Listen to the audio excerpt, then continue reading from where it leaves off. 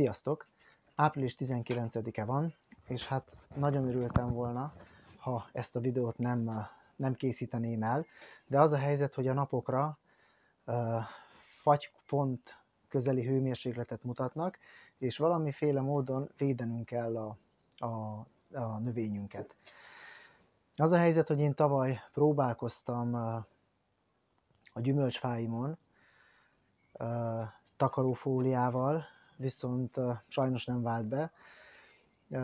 Akkora szél volt, hogy talán még jobban összetörte az ágakat, és nagyobb kárt okozott, mintha le sem fedtem volna. Úgyhogy én ilyen módon nem fogok védekezni. Tudom, hogy nagyon sokan védekeznek így, és lehet, hogy másnak ez bejött, viszont én ezt sajnos nem tudtam megoldani. Úgyhogy a másik védekezési mód, amivel védekezhetünk, az a lombtrágya használata. Van többfajta lombtrágya, amelyet ilyen esetekre javasolnak, illetve -2, -3 fokig valamiféle védelmet biztosítanak. Ilyen a Damisol, ilyen a Megafol, vagy pont a Trainer. Én a Trainert fogom használni,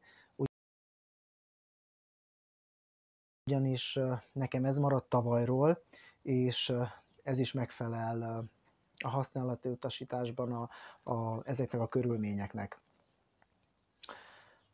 Amit tudni kell róla, hogy a Trainer is biogazdálkodásban használható lombtrágya, tehát teljesen nyugodtan használhatjuk, nincs vele semmi gond. És mit is tesz ez pontosan? Tehát az aminósavak hamar felszívódnak a növényben, és néhány órán belül kifejtik hatásukat, ami azt jelenti, hogy sokkal ellenállóbbá válnak a környezeti hatásokkal szemben. Tehát legyen az magas hőmérséklet, lehet alacsony hőmérséklet, lehet az fagykár, vagy akár jégverés. A mi esetünkben ugye most a fagykáról van szó. Reméljük, hogy nem lesz fagy, de én úgy gondolom, hogy védekeznünk kell ellene, és ez a minimum, amit most megtehetek.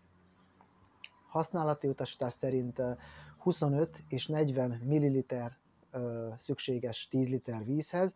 Hát én a 30 ml-t fogom bekeverni a 10 liter vízhez, nem szeretek a maximálisra sem menni, a minimális adagmennyiséggel sem, hanem valahol középen. Mindkét oldalát meg fogom permetezni a levélnek, természetesen nem lemosó mennyiségben, hanem úgy, hogy minél jobban próbálom porlasztani. Nagyon remélem, hogy nem lesz fagy. Elméletileg +1, +2 fokig mutatja holnap reggelre, viszont már volt rá példa, hogy a +1-ből -1 fok lett, úgyhogy nem bízom a véletlenre, és semmit nem veszíthetek vele.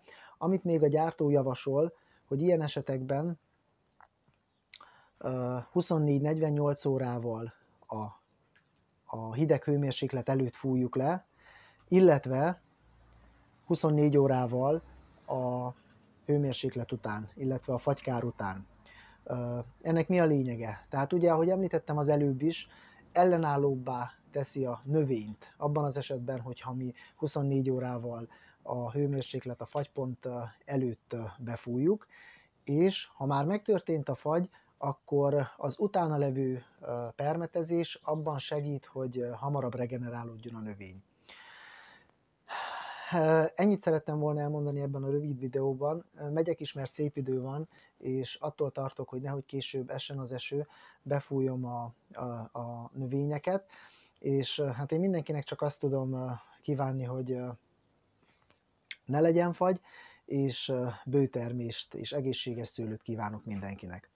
Ha úgy gondoltátok, hogy hasznos volt ez a videó, akkor kérlek benneteket, hogy iratkozzatok fel a csatornára.